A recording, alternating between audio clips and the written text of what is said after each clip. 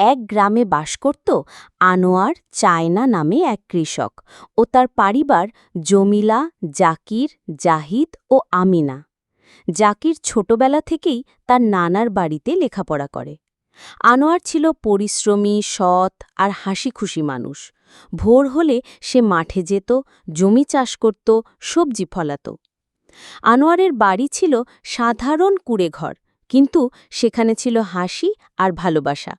সন্তানরা উঠোনে খেলা করত, আর আনোয়ার কাজ শেষে সবার সাথে গল্প করত।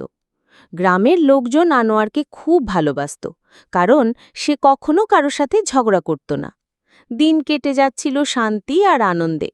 বাগানে শাকসবজি ফলাত, তার সন্তানরা পড়াশোনা করত, আর রাতে সবাই একসাথে বসে গল্প করত।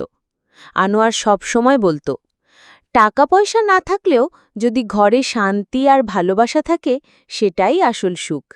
এভাবেই তার পরিবার গ্রামে সুখে শান্তিতে দিন কাটাতে লাগল।